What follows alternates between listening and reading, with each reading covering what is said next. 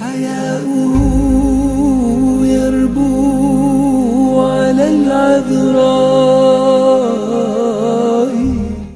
السلام عليكم ورحمة الله وبركاته. إن الحمد لله نحمده ونستعينه ونستغفره وأشهد أن لا إله إلا الله وحده لا شريك له وأشهد أن محمدا عبده ورسوله. اللهم صل على محمد النبي الأمي وأزواجه أمهات المؤمنين وذرياته وأهل بيته كما صليت على آل إبراهيم إنك حميد مجيد.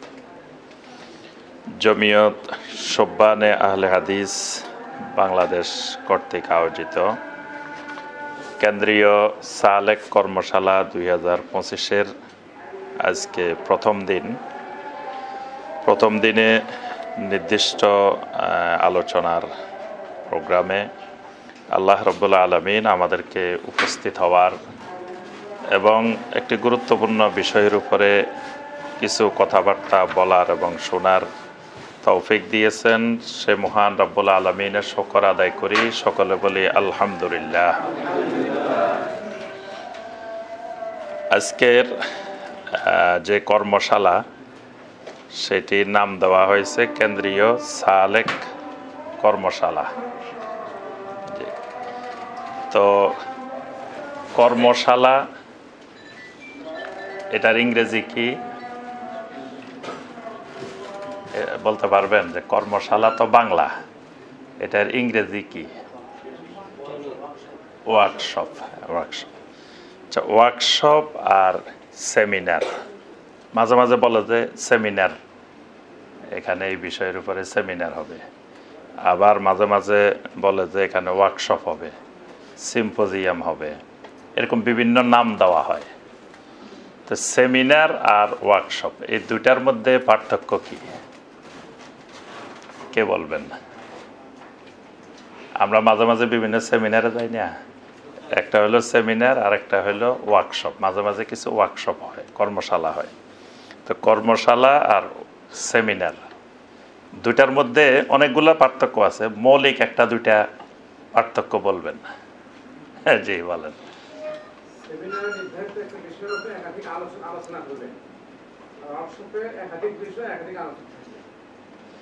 জি, ঠিক আছে, এটাও একটি মৌলিক পার্থক্য।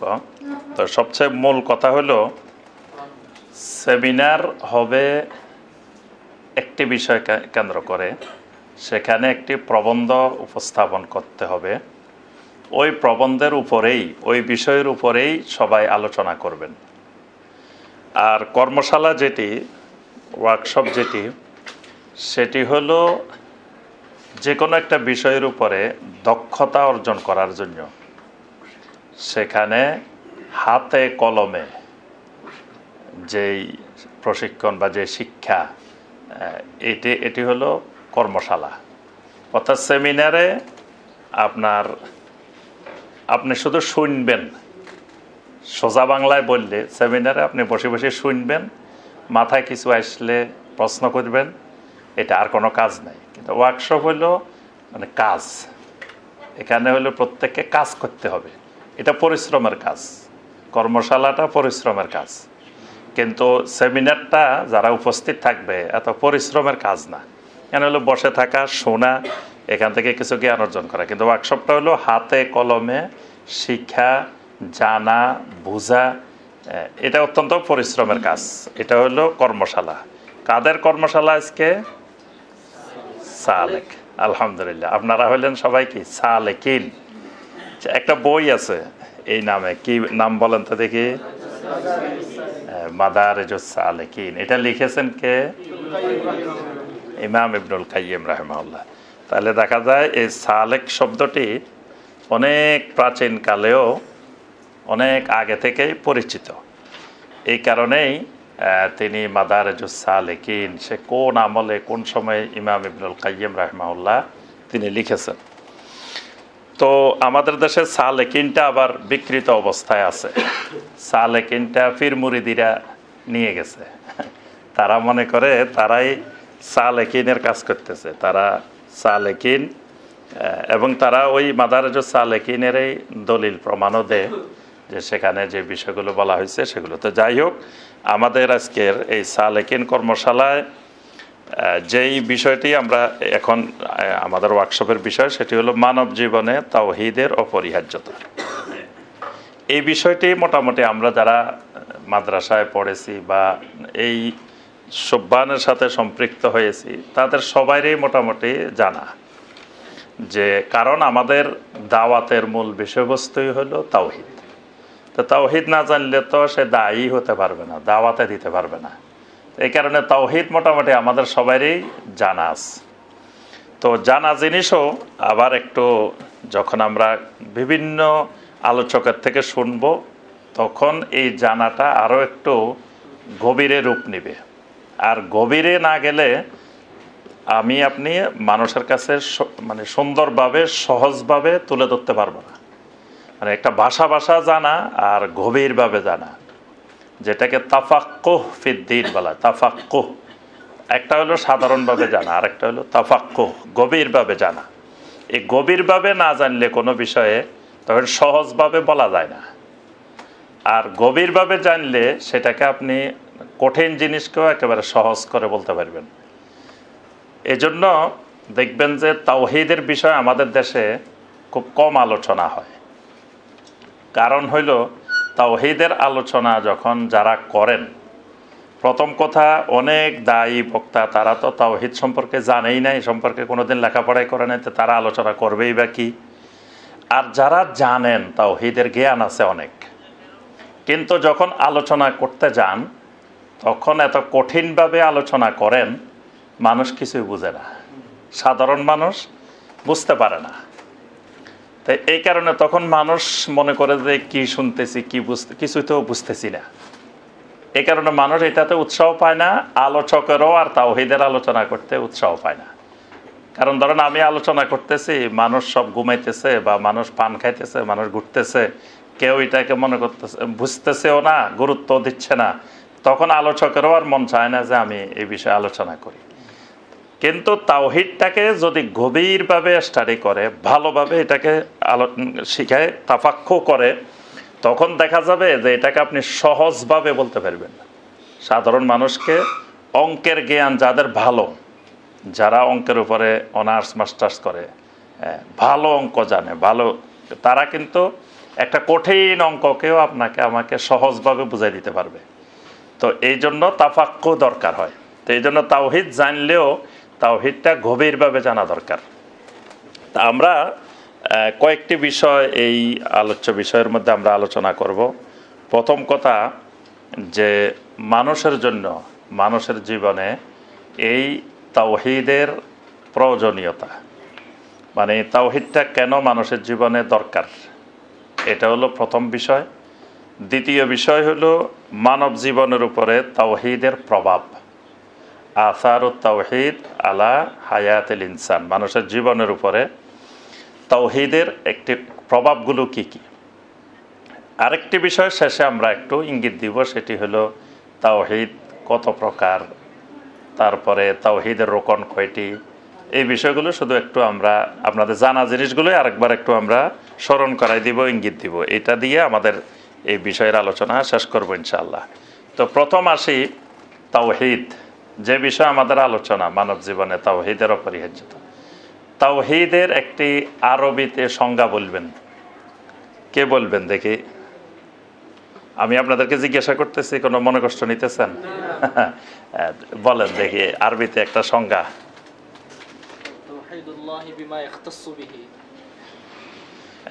হয়েছে, আরেকটু বললে আরো ভালো হবে। যে هو إفراد الله تعالى بالربوبية والألوهية والأسماء والصفات।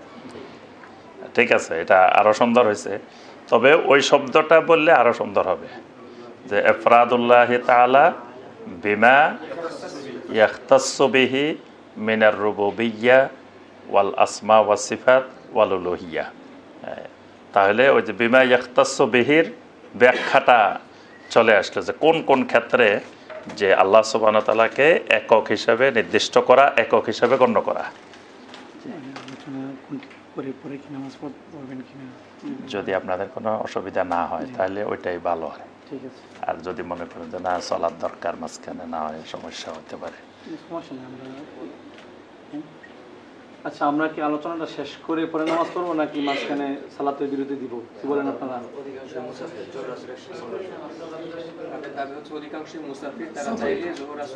জমা করতে পারবে। জি জি, ঠিক আছে, আমরা আলোচনা কন্টিনিউ করি। হ্যাঁ, জি জি, ইনশাল্লাহ। তাহলে আমরা কয়টা শেষ করব একটা নির্দিষ্ট করে দেন, ওই হিসাবে আমরা ইয়ে করব। আচ্ছা, ইনশাল্লাহ। জি, তাহলে আমরা প্রথম জানলাম যে তাওহীদ, এটি কাকে বলে? যে তাওহীদ হলো ইফরাদুল্লাহি তাআলা বিমা ইয়াখতাসসু বিহি মিনাল রুবুবিয়্যা ওয়াল উলুহিয়্যা ওয়াল আসমা ওয়াস সিফাত। আচ্ছা, তাওহীদ শব্দটি কোরআনে কারিমে আছে কিনা, এই শব্দটি আছে কিনা আপনারা কি মনে করেন? তাওহীদ শব্দটি কোরআনে কারিমে আছে? জি, বলেন তো, একটা আয়াত বলেন তো, কোথায় আছে?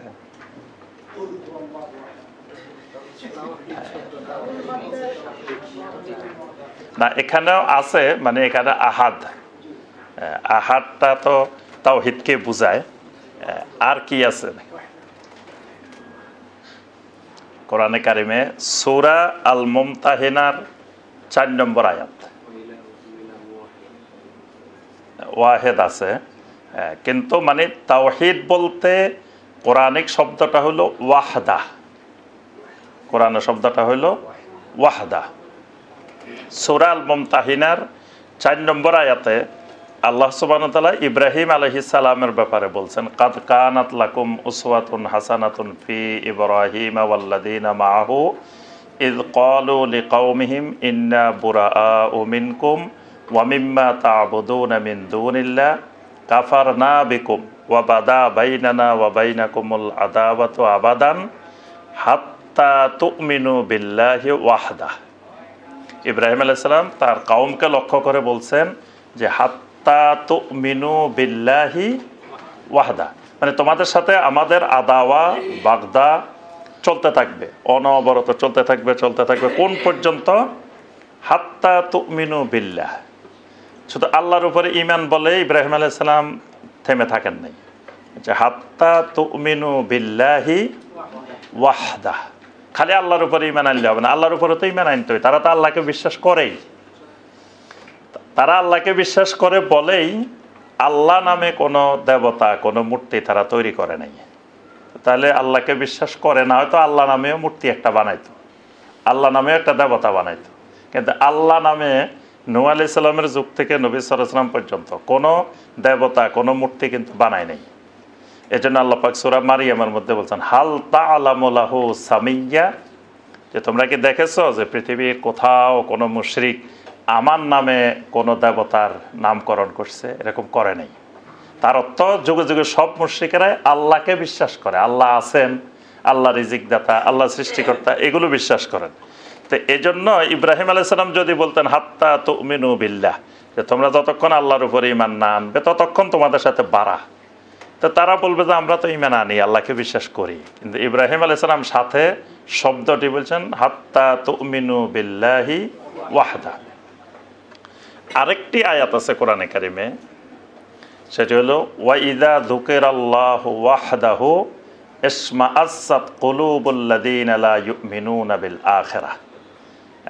এখানেও আল্লাহ পাক বলেন ওয়া ইযা যুকিরাল্লাহু ওয়াহদা, যখন আল্লাহর স্মরণ করা হয়, তাওহীদের, যখন তাওহীদের আলোচনা করা হয়, তখন ইসমাআসাত কুলুবুল্লাযীনা লা ইউমিনুনা বিল আখিরাহ, যারা আখিরাতের প্রতি ঈমান আনে না, তারা তখন তাওহীদের আলোচনা শুনলে বিচলিত হয়ে পড়ে, উদ্বিগ্ন হয়ে পড়ে, তাদের কাছে ভালো লাগে না।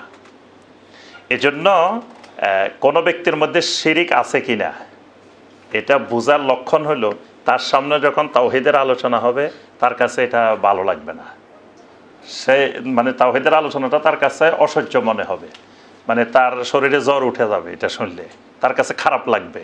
তার অর্থ হলো তার ভিতরে শিরক আছে।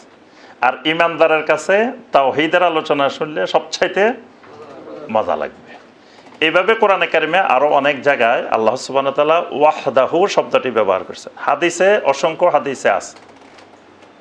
এজন্য আমরা যখন ঈমান আনি যে কালেমাটা পড়ে সেখানে বলি আশহাদু আল্লা ইলাহা ইল্লাল্লাহু ওয়াহদাহু লা শারীকা লাহ ওয়া আশহাদু আন্না মুহাম্মাদান আবদুহু ওয়া রাসূলুহু।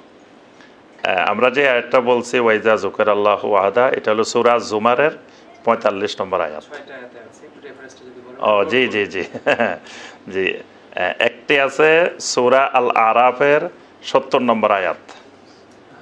এখানে বলছে ক্বালু আজিইতানা লিনা'বুদাল্লাহ ওয়াহদা। তারপরে আছে সূরা আল ইসরার 46 নম্বর আয়াত 46।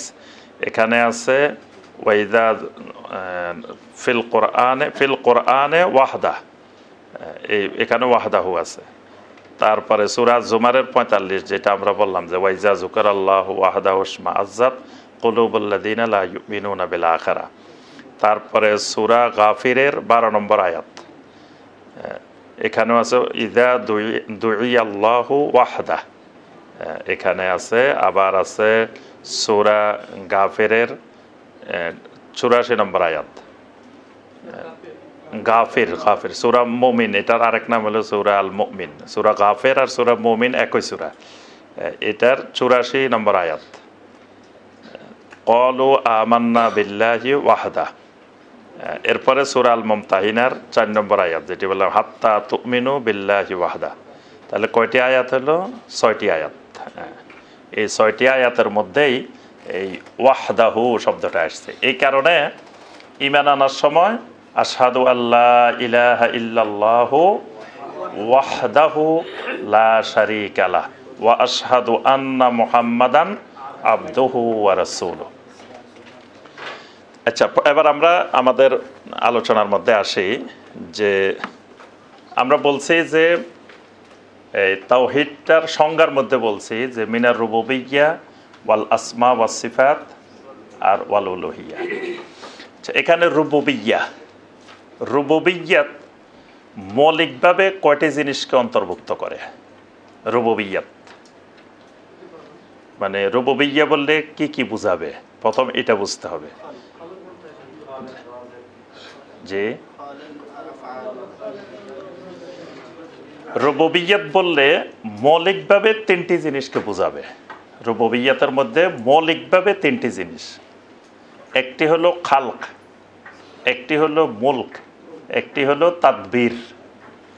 একটি হলো খালক, একটি হলো মুলক, একটি হলো তাদবীর। খালক মানে সৃষ্টি, মুলক মানে মালিকানা, আর তাদবীর মানে পরিচালনা। আল্লাহ সুবহানাহু ওয়া তাআলার রব হিসাবে তিনি সবকিছু সৃষ্টি করেছেন এককভাবে, সবকিছুর মালিকানাও তিনি একক, তার মালিকানার মধ্যেও কারো যাররা পরিমাণ মালিকানা নাই। আবার তিনি পরিচালনাও করেন এককভাবে, কারো পরামর্শও নেন না, কাউকে সহযোগীও নেন না, এককভাবে পরিচালনা করেন।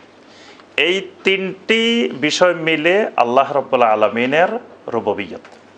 এই কারণে কোরআনে কারিমে যত জায়গায় আল্লাহ পাক রব হিসাবে পরিচয় দিয়েছেন, রব, তো প্রথম পরিচয়টা দিয়েছেন কি দিয়ে? খালক। একেবারে কোরআনে কারিমে যত জায়গায় দেখবেন রবের পরিচয় আসছে, রব হিসাবে যেখানে পরিচয় আসবে প্রথম পরিচয় খালক।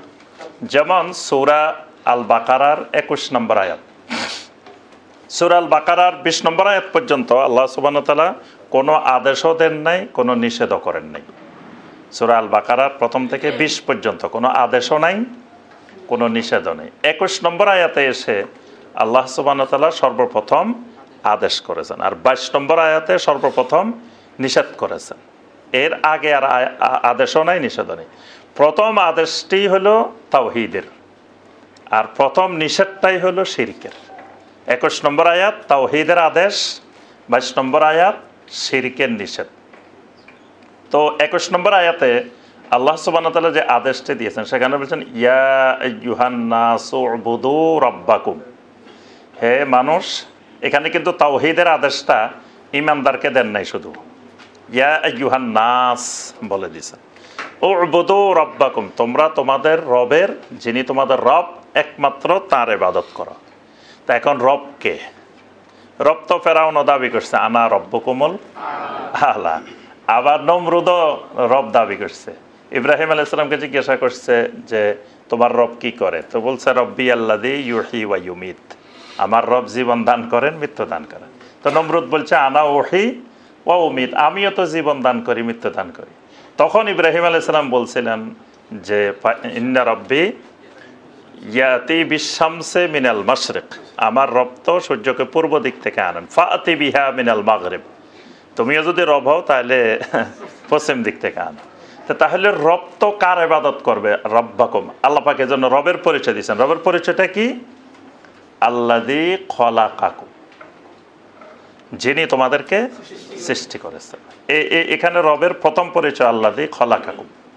সাব্বিহিসমা রব্বিকাল আ'লা, যিনি তোমার সুমহান রব, তার নামের তাসবিহ পড়ো। তো সুমহান রবকে আল্লাযী খলাকা ফাসাওয়া, যিনি সৃষ্টি করেছেন। ইয়া আইয়ুহাল ইনসানু মা গাররাকা বিরব্বিকাল কারীম, হে ইনসান, তোমাকে কোন জিনিস তোমার রব্বে কারিমের ব্যাপারে ধোকার মধ্যে, প্রতারণার মধ্যে ফেলে দিয়েছে? গারার, গারার মানে প্রতারণা, ধোকা, অস্পষ্টতা। বেচা কেনার মধ্যে একটা বেচা কিনা আছে বাইউল গারার, যে বেচা কিনা অস্পষ্ট, চুক্তি স্পষ্ট না, এরকম বেচা কিনাকে বলা হয় বাইউল গারার। নাহা রাসূলুল্লাহি সাল্লাল্লাহু আলাইহি ওয়াসাল্লাম আন বাইইল হাসাতে ওয়া আন বাইইল গারার, বাইউল হাসাত এবং বাইউল গারার নিষেধ করেছেন। তো আল্লাহ পাক বলেন মা গাররাকা, তোমাকে কোন জিনিস প্রতারণার মধ্যে, ধোকার মধ্যে ফেলে দিয়েছে? কার সম্পর্কে? তোমার রব্বে কারিমের ব্যাপারে। তো রব্বে কারিম কে? এরপরে দেখেন পরিচয়টা কি? আল্লাযী খলাকাকা ফাসাওয়াকা ফাআদালাক ফি আইয়ি সূরাতিন মা শাআ রাক্কাবা। তাহলে প্রথম পরিচয় কি দিয়ে দিবেন? খলাকা। এইভাবে এক আয়াত না, শত শত আয়াত দেখবেন রবের পরিচয় যখন আসবে, আলা লাহুল খালকু ওয়াল আমরু তাবারাকাল্লাহু রাব্বুল আলামিন, সূরা আল আরাফের 54 নম্বর আয়াত। আলা লাহুল খালকু ওয়াল আমরু, জেনে রাখো তোমরা যে সমস্ত সৃষ্টি একমাত্র তার, ওয়াল আমরু, সুতরাং সৃষ্টির উপরে হুকুম, বিধান, নির্দেশও কার্যকর হবে একমাত্র তার। এটা বলি এরপরে আল্লাহ পাক বলছেন তাবারাকাল্লাহু রাব্বুল আলামিন। এটাই মূলত বরকতময় রব্বুল আলামিন, মানে আল্লাহকে রব হিসাবে মানা, এটাই মূলত রব হিসাবে মানা। তো রবের প্রথম পরিচয় খালক, দ্বিতীয় পরিচয় মুলক, মানে যিনি সৃষ্টি এককভাবে করেন, মালিকানাও একমাত্র তার। এই কারণে কোরআনে কারিমে দেখবেন বারবার আল্লাহ পাক প্রশ্ন করছেন, তোমরা তাদেরকে ইবাদত করো বা মাবুদ বানাইছো, তারা কোন কোন জিনিসের মালিক? আল্লাহ বলছে আমাকে দেখাও যে তারা কি সৃষ্টি করেছে, তারা কোন কোন জিনিসের মালিক। তারা তো একটা কিতমিরের মালিকও না। কিতমির হইল মানে খেজুর এবং খেজুরের বিচির মাঝখানে যে পাতলা পর্দাটা আছে। আল্লাহ পাক বলছে তারা তো খেজুর তো বানাইতে পারবে না, খেজুরের বিচিও বানাইতে পারবে না, খেজুরের আটি বানানো সম্ভব না, তবে মাঝখানে যে পাতলা একটা পর্দা আছে এটা বানাইতে পারে কিনা, এটার ক্ষমতা আছে কিনা, এটা দেখাও। তাহলে বোঝা গেল মালিকানাও একমাত্র আল্লাহ। কুলিল্লাহুম্মা মালিকাল মুলক তাবারাকাল্লাযী বিয়াদিহিল মুলক, এই মুলক রুবুবিয়তের আওতাভুক্ত। এরপরে 3 নম্বর হলো কি? তাদবীর। তাদবীর মানে কি? পরিচালনা।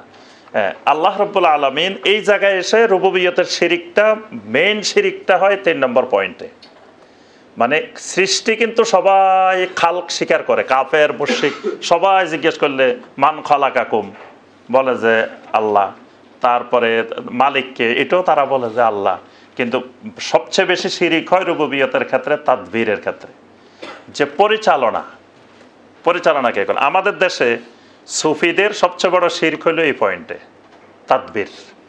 সুফিরা বিশ্বাস করে যে পৃথিবী পরিচালনার ক্ষেত্রে আল্লাহ পাক গাউস, কুতুব, অলি, আবদাল, আওতাদ এদেরকে নিয়ে আল্লাহ পৃথিবী পরিচালনা করে। এজন্য এদের মিটিং হয়। কোথায় মিটিং হয়? আফ্রিকার জঙ্গলে কুতুবদের মিটিং হয়। তো মিটিং কেন করে আল্লাহ পাক? ওই যে আল্লাহ পাক বাংলাদেশে কাকে ক্ষমতায় বসাবে, কাকে নিয়ে যাবে, এগুলো ওনাদের পরামর্শ নেয়। ওনারা যেভাবে পরামর্শ দেন কুতুবেরা সেই আলোকে করেন।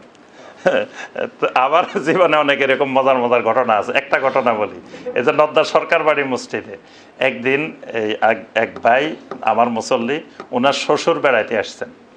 তো ওনার শ্বশুরে সকালবেলায় জামাইকে ডেকে বলতেছে, বাবা কালকে রাত্রে তো আমাদের মিটিং হয়েছিল আল্লাহ পাকের সাথে।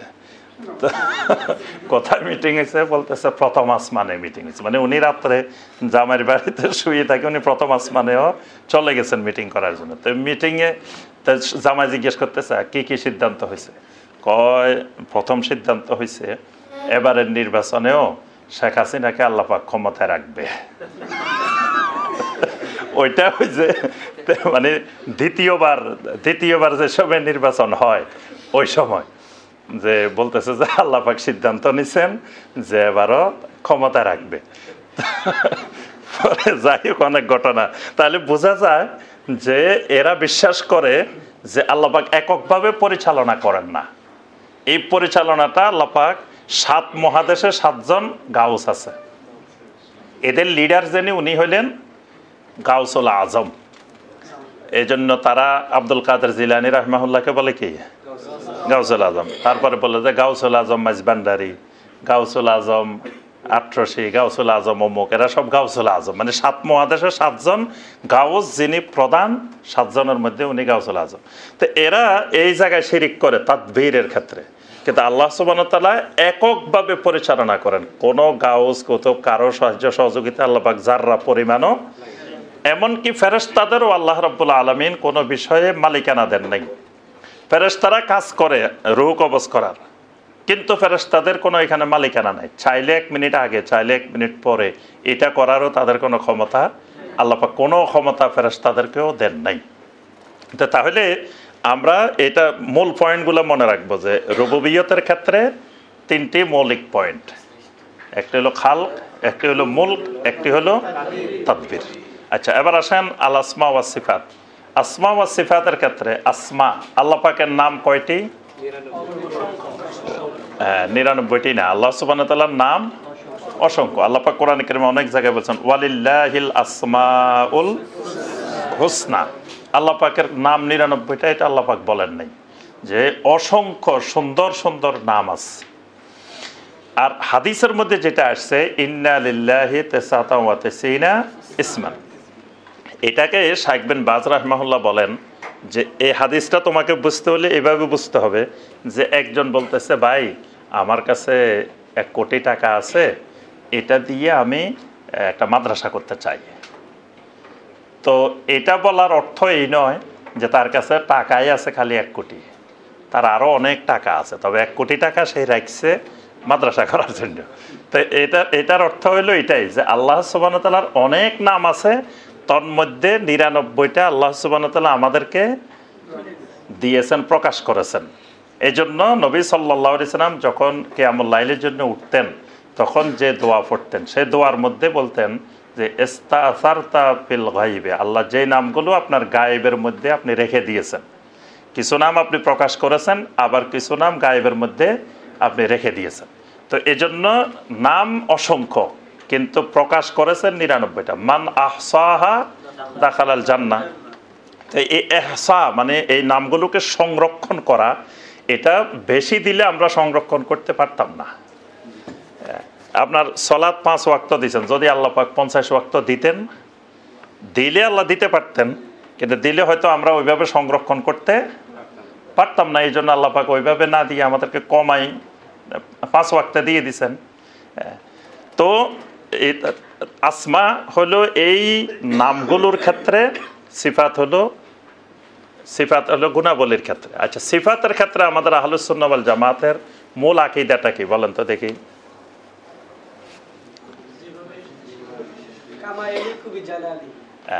আরো একটু বলতে হবে, তাহারিফ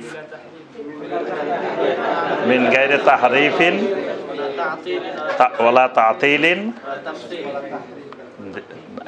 একটা হলো তাহরিফ, একটা হলো তাতিল, আর একটা হলো তামসিল তাকইফ।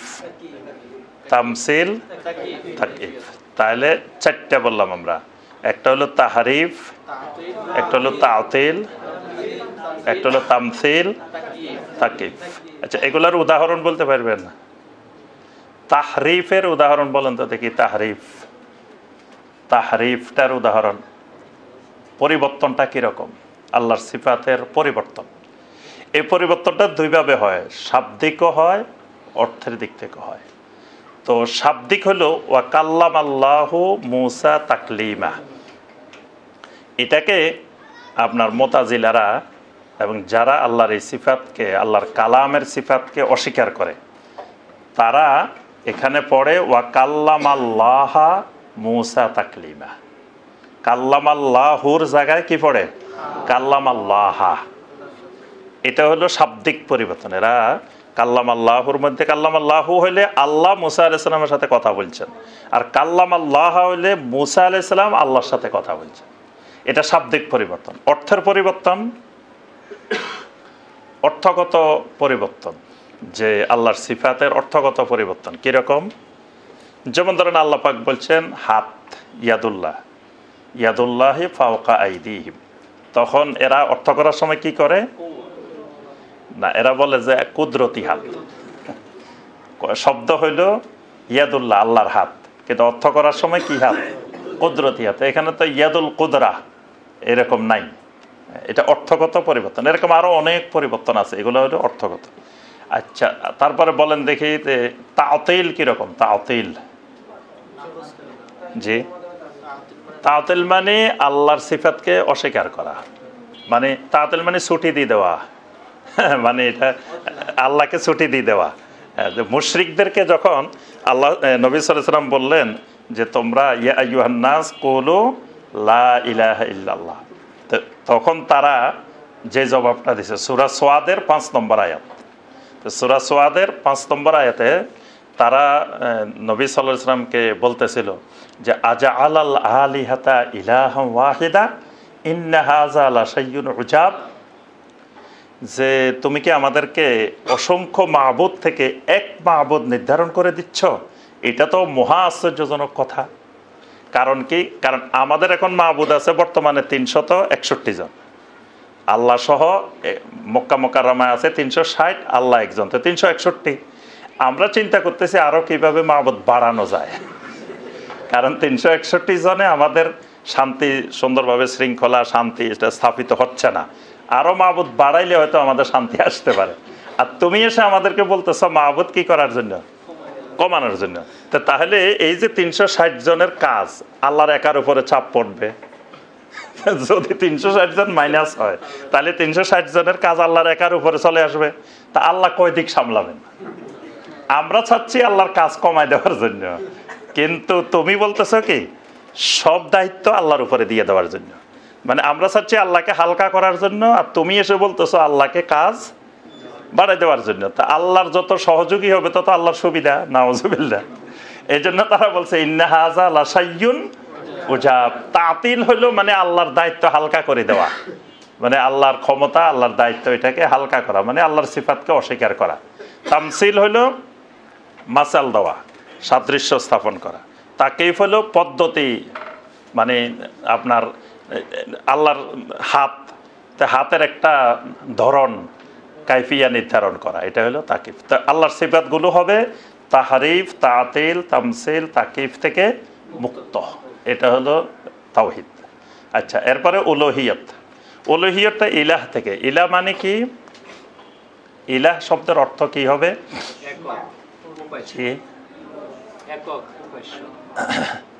ইলাহ, ইলাহ, ইলার অনেক অর্থ করে। দেখবেন যে কেউ কেউ বলে যে লা খালেকা ইল্লাল্লাহ, লা মালেকা ইল্লাল্লাহ। এটার কিন্তু আহলুস সুন্নাহ ওয়াল জামাতের মতে ইলাহ বমানা আল মাবুদ। ইলা মানে মাবুদ, ইলা মানে মাবুদ। আচ্ছা, তাওহীদের যে কালেমাটা লা ইলাহা ইল্লাল্লাহ, এটার অর্থ কি হবে? লা মাবুদা বিহাক্কিন ইল্লাল্লাহ। আচ্ছা, এখানে বিহাক্কিন এটা যোগ করলাম কেন? কেউ প্রশ্ন করতে পারে যে তোমরা মনে হয় আলে হাদিসেরা এখানে কালেমাও পরিবর্তন করে ফেলতেছ, যে এখানে একটা শব্দ যোগ করে ফেলছো তোমরা, এটা তো কালেমার মধ্যে নাই। তো তখন উত্তর কি হবে? এখানে আরবি ব্যাকরণের একটি নিয়ম আছে, যারা মাদ্রাসায় পড়ছেন তারা বলতে পারবেন। বলেন তো দেখি, লাইন অফ ইজিন্স, লাইন অফ ইজিন্সের হুকুম কি হয়? যে হ্যাঁ করে, কিন্তু ইসিমকে কি দিবে, খবরকে কি দিবে? এখন এখানে লাইন অফ ইজিন্সের ইসিম কোনটা, খবর কোনটা? ইলাহা এটা হলো ইসমেলা, এটা হলো লার ইসিম। খবর কোনটা?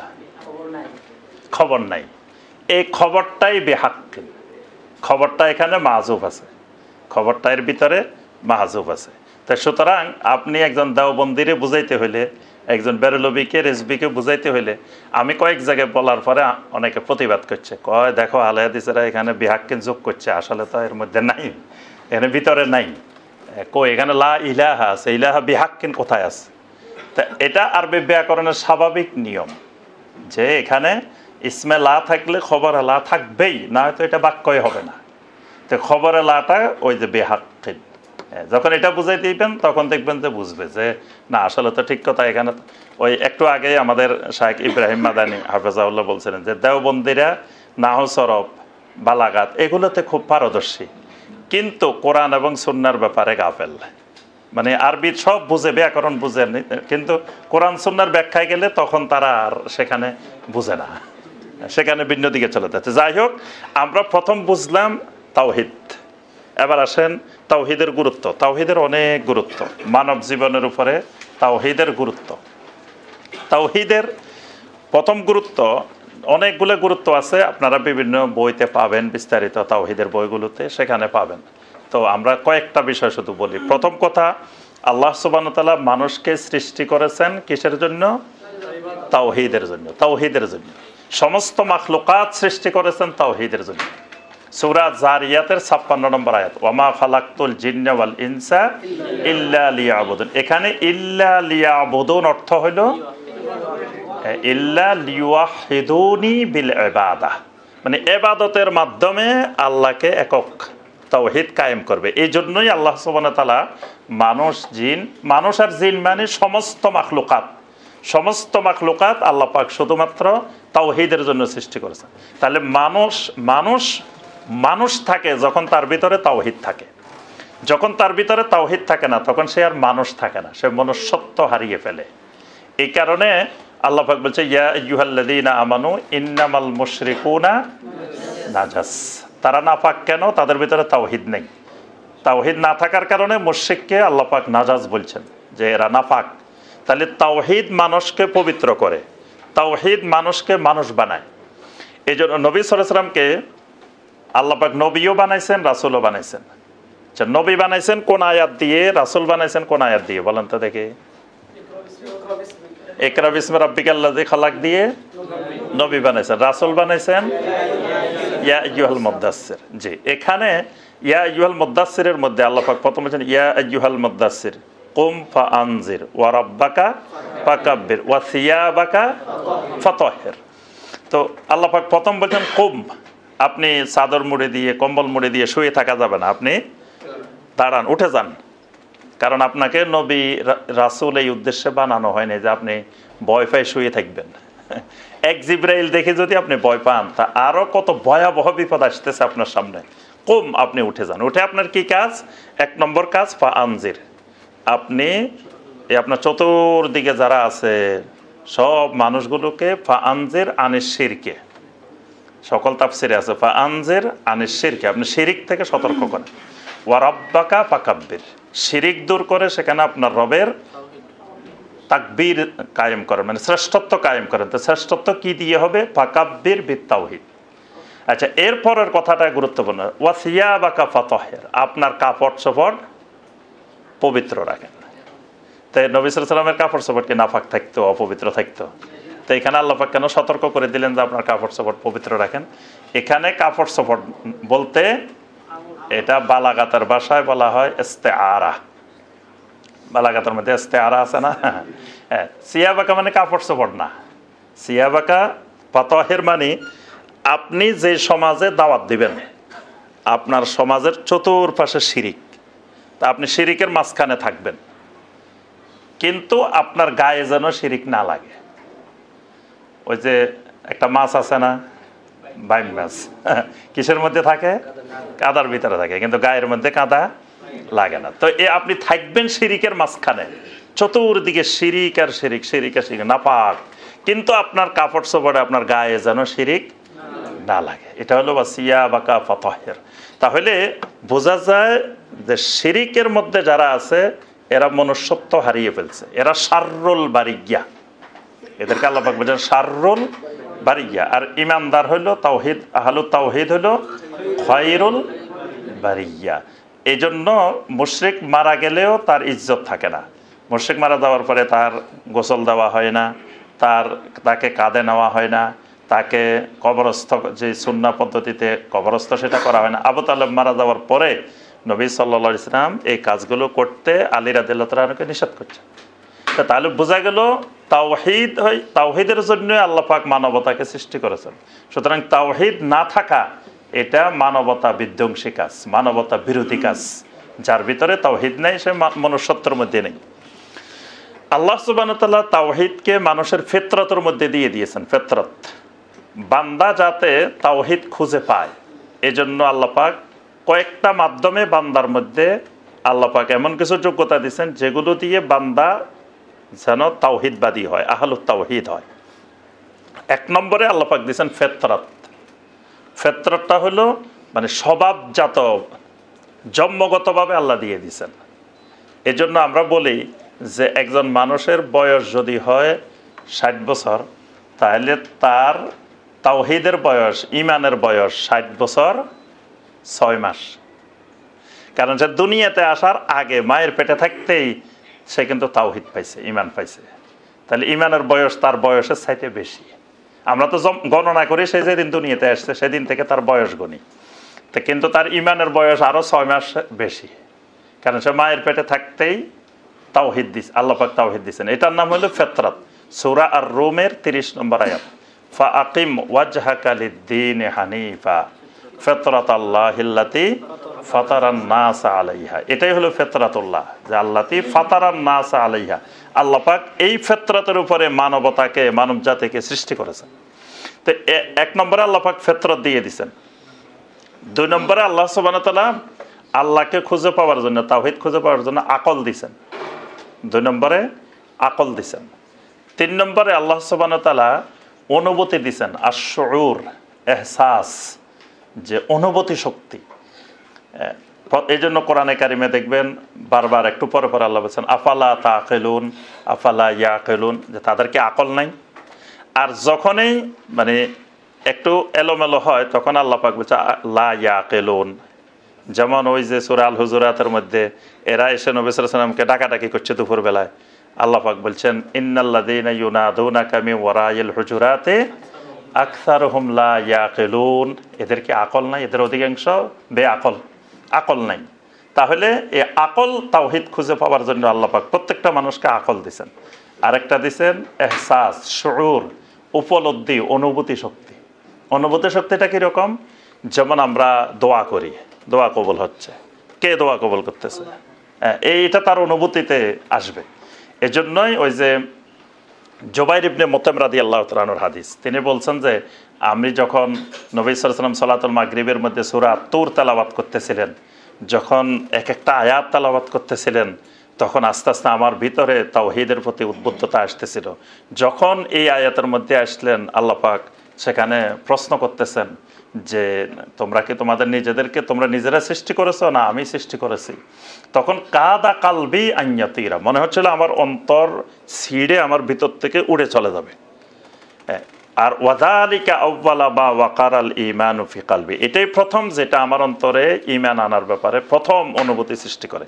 এজন্য আল্লাহ পাক উপলব্ধি দিয়েছেন। ৪ নম্বরে কিতাব দিয়েছেন, ৫ নম্বরে নবী রাসূল দিয়েছেন, অনেকগুলো মাধ্যম দিয়েছেন তাওহীদ খুঁজে পাওয়ার জন্য। তাহলে বোঝা গেল তাওহীদটা মানবতার একেবারে ফিতরতের সাথে সম্পৃক্ত। আর মানুষকে আল্লাহ পাক দুনিয়াতে পাঠানোর আগেও কিন্তু আল্লাহ পাক তাওহীদের ওয়াদা নিছেন। সূরা আল আরাফের 172, ওয়া আশহাদাহুম আলা আনফুসিহিম আলাস্তু বিরাব্বিকুম ক্বালু বালা শাহিদনা। তাহলে বোঝা যায় এটা একেবারে মানবতার ফিতরতের মানে শুরু থেকে আল্লাহ পাক প্রত্যেকটি মানবতাকে তাওহীদের উপরেই সৃষ্টি করেছেন। এই জন্য একটা শিশু পৃথিবীতে আসার সময় আল্লাহকে সাজদা করে পৃথিবীতে আসে। পৃথিবীতে আসার সময় মায়ের পেট থেকে পা আগে আসে না, মাথা আগে আসে। মাথা আগে এসে জমিনে আল্লাহকে সাজদা দেয়, তারপরে আল্লাহর জমিনে ঢুকে, তাওহীদ নিয়ে ঢুকে। এই জন্য নবী সাল্লাল্লাহু আলাইহি ওয়াসাল্লাম বলছেন, কুল্লু মাউলুদিন ইউলাদু আলাল ফিতরা। প্রত্যেকটা শিশু ফিতরা, ফিতরা মানে তাওহীদ, তাওহীদ নিয়ে জন্মগ্রহণ করে। এভাবে তাওহীদের অনেক গুরুত্ব। আমরা আর তাওহীদের গুরুত্ব দিকে যাচ্ছি না, মানব জীবনে তাওহীদের অনেক গুরুত্ব। এবার আসি আমরা আসারুত তাওহীদ আলা হায়াতিল ইনসান। মানব জীবনে তাওহীদের প্রভাব। মানব জীবনে তাওহীদের সবচেয়ে বড় প্রভাব, যে লোকটা তাওহীদের উপরে থাকে সেই মানুষটা এককভাবে এক মাবুদের অধীনে বসবাস করে। আর যে তাওহীদের উপরে থাকে না, সে অসংখ্য মাবুদের অধীনে বসবাস করে। তাকে সবসময় টেনশন করতে হয়, এটা করলে কোন মাবুদ আবার অসন্তুষ্ট হয়ে যায়। কিন্তু এক আল্লাহ হইলে একজনের ব্যাপারে মানবতার চিন্তা থাকে, যে আমার আল্লাহকে খুশি করতে হবে, আল্লাহকে অসন্তুষ্ট করা যাবে না। এই জন্য ইউসুফ আলাইহিস সালাম যখন দাওয়াত দিচ্ছিলেন তখন বলছিলেন, আরবাবুম মুতাফাররিকুনা খায়রুন আমিল্লাহুল ওয়াহিদুল কাহার। তোমাদের জন্য এক আল্লাহ, এক মাবুদ, এটাই উত্তম, না আরবাবুম মুতাফাররিকুন, অনেক রব থাকবে, এটা উত্তম। কারণ অনেক রবকে সন্তুষ্ট করা এটা অনেক কঠিন কাজ। এক রব খুশি হইলে আরেক রব অসন্তুষ্ট হয়ে যেতে পারে। এই জন্য দেখবেন যারা সবাইকে খুশি করে কথা বলতে চায়, তারা অনেক মেফেজোকে কথা বলতে হয়, কে আবার অসন্তুষ্ট হয়ে যায়, কে আবার অসন্তুষ্ট হয়ে যায়, তার সবসময় এই টেনশন থাকে। আর যারা এরকম কাউকে সন্তুষ্ট করার নিয়ত থাকে না, যে আল্লাহ সন্তুষ্টি, মানুষ সব অসন্তুষ্টি হইলেও আমার কি হবে, তাদের কথাবার্তা হবে একরকম। এই জন্য আল্লাহর জমিনে কোনো নবী রাসূলেরা জনপ্রিয় হইতে পারেন নাই।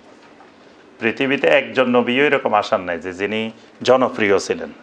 যে কারণ নবীরা তো কাউকে সন্তুষ্ট করার জন্য কথা বলতেন না, ওনারা কাউকে সন্তুষ্ট করতে পারতেন না। তো এই জন্য দেখা যায় জনপ্রিয়, আমরা জনপ্রিয় বক্তা, জনপ্রিয় আলেম, জনপ্রিয় শুনলে আমরা খুশি হয়ে যাই, কিন্তু জনপ্রিয়টা ইসলামে ভালো জিনিস না। জনপ্রিয় মানে এটা ভালো না, সঠিক কথা বলে না, এই জন্য জনপ্রিয় হয়েছে।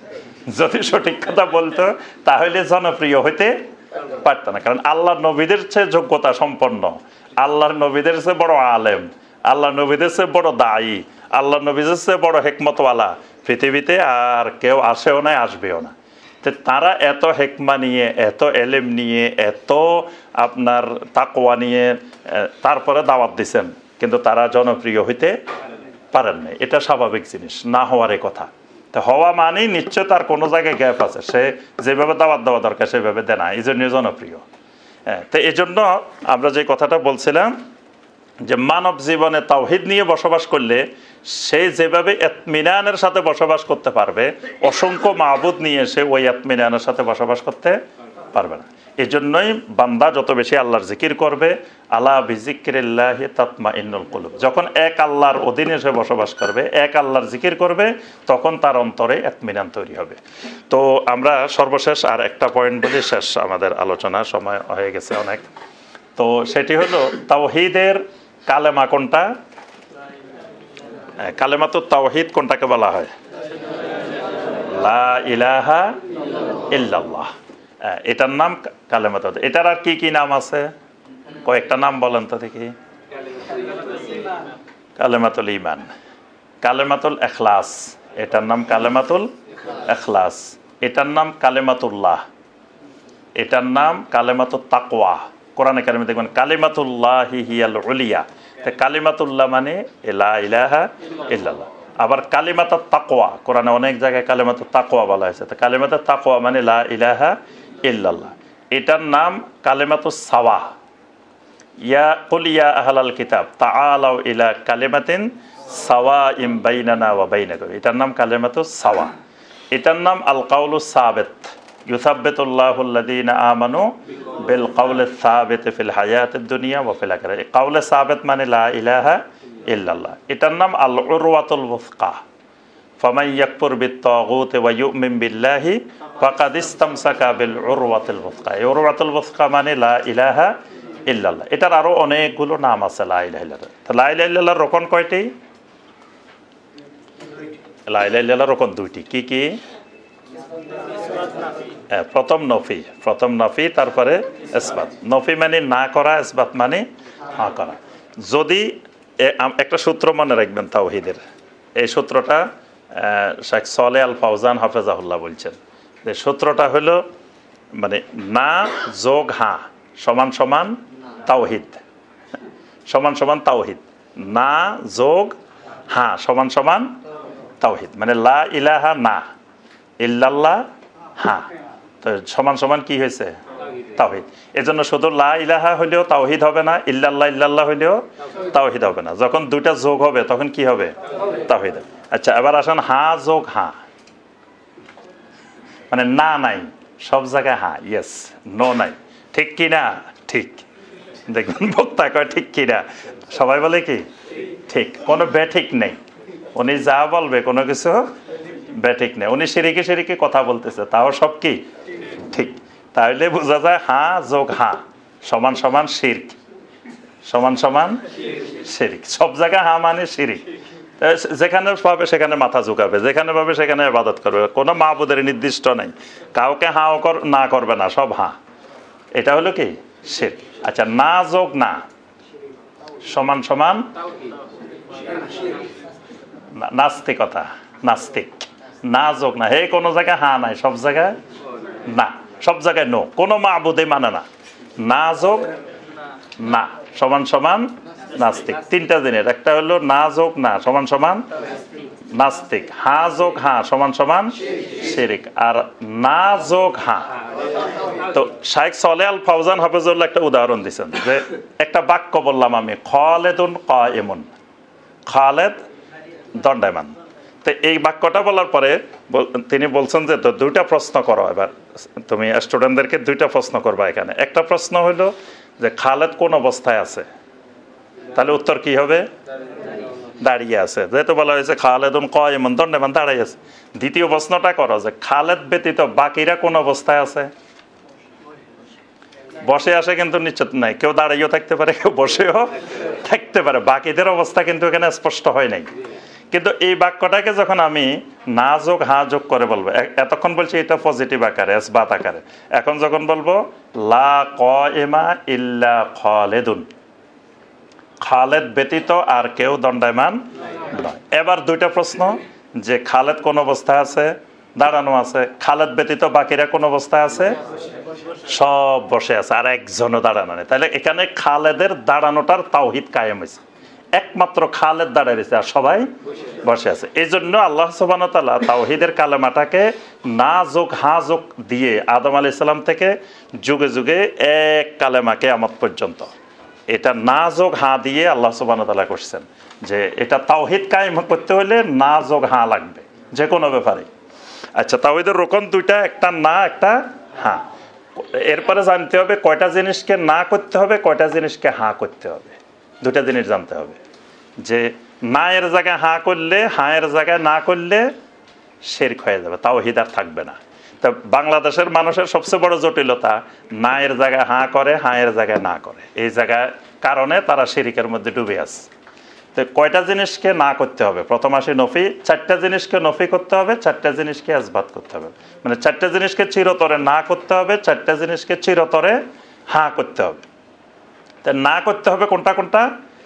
এক নম্বরে না করতে হবে আরবাবাম মিন দুনিল্লাহ, আরবাবাম মিন দুনিল্লাহ। কোরআনে দেখবেন অনেক আয়াতে আছে, কুল ইয়া আহলাল কিতাব তাআলাউ ইলা কালিমাতিন সাওয়াইন বাইনানা ওয়া বাইনাকুম আল্লা না'বুদা ইল্লাল্লাহ ওয়ালা নুশরিকা বিহি শাইয়্যা ওয়ালা ইয়াত্তাখিযা বা'দুনা বা'দান আরবাবাম মিন দুনিল্লাহ।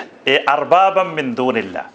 তারপরে ইহুদি খ্রিস্টানদের ব্যাপারে আল্লাহ পাক বলেছেন ইত্তাখাযু আহবারাহুম ওয়া রুহবানাহুম আরবাবাম মিন দুনিল্লাহ ওয়াল মাসীহ ইবনে মারইয়াম। এই আরবাবাম মিন দুনিল্লাহ মানে আল্লাহ ব্যতীত যত রব আছে সমস্ত রবকে কি করতে হবে? না করতে হবে। দুই নম্বর আন্দাদাম মিন দুনিল্লাহ মানে আল্লাহর সমকক্ষ। আল্লাহ পাক বলেছেন ফালা তাজআলু লিল্লাহি নিদ্দান, ফালা তাজআলু লিল্লাহি আমদাদান। হ্যাঁ, হাদিসে আছে নির্দান, ওই যে আব্দুল্লাহ ইবনে মাসউদ রাদিয়াল্লাহু তাআলা আনহুর হাদিসে আছে নির্দান। আর কোরআনের সূরা আল বাকারার 22 নম্বর আয়াতে হলো ফালা তাজআলু লিল্লাহি আমদাদা ওয়া আনতুম তা'লামুন। তারপরে আমদাদাম মিন দুনিল্লাহ আছে সূরা আল বাকারার 165। ওয়া মিনান নাসি মান ইয়াত্তাখিযু মিন দুনিল্লাহি আমদাদান ইউহিব্বুনাহুম কাহুব্বিল্লাহ ওয়াল্লাযীনা আমানু আশাদ্দু হুব্বান লিল্লাহ। তাহলে এই আমদাদাম মিন দুনিল্লাহ আমরা আর ব্যাখ্যা যাচ্ছি না, মানে মূল পয়েন্টটা বলে আমি শেষ করে দিচ্ছি। আমদাদাম মিন দুনিল্লাহ, আল্লাহর সমকক্ষ যারা আছে সবাইকে না করতে হবে। 3 নম্বরে আলিহাতাম মিন দুনিল্লাহ, আল্লাহ ব্যতীত যত বাতিল মাবুদ আছে, যেমন বাংলাদেশে যত মাজার আছে, দরবার আছে, কবর আছে, এগুলো এক একটা বাতিল মাবুদ, মানুষ এখানে ইবাদত করে। তারপরে অনেক গাছ আছে মাবুদ, তারপরে অনেক কুমির আছে মাবুদ, অনেক গজার মাছ আছে মাবুদ, অসংখ্য মাবুদ আছে। তারপরে আপনার এই যে ধর্মনিরপেক্ষতাবাদ, তারপরে অসংখ্য, এগুলো এক একটা মাবুদ, এগুলো আলিহাতাম মিন দুনিল্লাহ। এই আল্লাহ ব্যতীত যত বাতিল মাবুদ আছে এগুলোকে কি করতে হবে? না করতে হবে। 4 নম্বর তাওয়াগীত, তাগুতের বহুবচন তাওয়াগীত, মানে যত তাগুত আছে সমস্ত তাগুতকে না করতে হবে। কারণ ফামান ইয়াকফুর বিত-তাগুত ওয়া ইউমিন বিল্লাহ ফাকাদ ইসতামসাকা বিল উরওয়াতিল ওয়াসকা, তাগুতকে না করলে যতক্ষণ কুফরি করবে না, ফামান ইয়াকফুর বিত-তাগুত না হবে ততক্ষণ তাওহীদ হবে না। তাহলে এই 4টা হবে কি নফি না। এবার আসেন হ্যাঁ কোন 4টা হবে? হ্যাঁ, 1 নম্বর আর রুবুবিয়্যাতু লিল্লাহি ওয়াহদা, আল্লাহকে একমাত্র রব, এটা নির্ধারণ করে নিতে হবে। 2 নম্বর আল উলুহিয়্যাতু লিল্লাহি ওয়াহদা, আল্লাহকে একমাত্র ইলাহ মাবুদ হিসাবে নির্ধারণ করে নিতে হবে।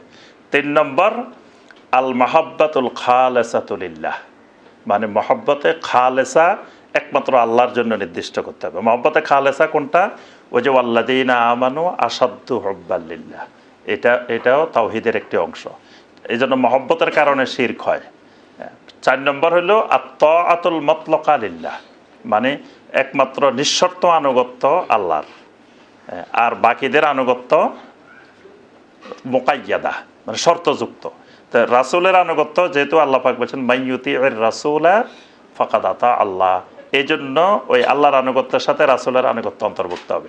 আমাকে একদিন আপনার আহলে কোরআন প্রশ্ন করতেছে যে আপনারা খালি বারবার বলেন আল্লাহর আনুগত্য, রাসূলের আনুগত্য, তো এটা আল্লাহর সাথে রাসূলের আনুগত্য মিলে গেলে শিরিক হবে না?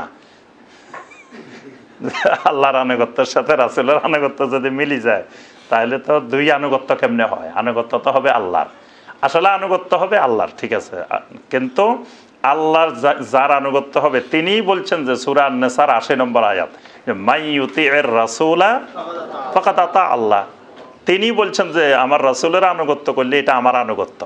তো এই জন্য রাসূলের আনুগত্য করা মানে এটা আল্লাহরই আনুগত্য, এটা আলাদা আনুগত্য না, এটা আল্লাহর আনুগত্যের আওতাভুক্ত। তো এই 4টা হবে ইসবাত। এই হলো তাওহীদের রোকন। তাওহীদের আরো অনেক আলোচনা আছে, আমরা যদি সারাদিন তাওহীদের ক্লাস করি তাও শেষ হবে না। তাওহীদের জন্য ন্যূনতম 50টা ক্লাস লাগবে, মানে ন্যূনতম 50 ঘন্টা 50টা ক্লাস, তাহলে যাই তাওহীদের প্রাইমারি লেভেল শেষ হবে। তা আল্লাহ সুবহানাহু ওয়া তাআলা আমাদের সবাইকে তাওহীদকে জানার, তাওহীদকে বুঝার এবং একজন তাওহীদের দায়ী হওয়ার আল্লাহ পাক আমাদের সবাইকে তৌফিক দান করুন। আল্লাহ পাক আমাদেরকে সালেক, যথাযথ সালেকিন হওয়ার তৌফিক দান করুন। আল্লাহ রাব্বুল আলামিন আমাদের ইলমে আমলে বারাকা দান করুন। আল্লাহ পাক জমিয়তে শুব্বানে আহলে হাদিসকে আল্লাহ পাক কবুল ও মঞ্জুর করে নিন। এর মাধ্যমে এই দেশের যুব সমাজকে এবং সমস্ত মানবতাকে আল্লাহ পাক শিরিক মুক্ত, বেদাত মুক্ত করার তৌফিক দান করুন। আমিন ইয়া রাব্বাল আলামিন। আসসালামু আলাইকুম ওয়া রাহমাতুল্লাহি ওয়া বারাকাতুহু।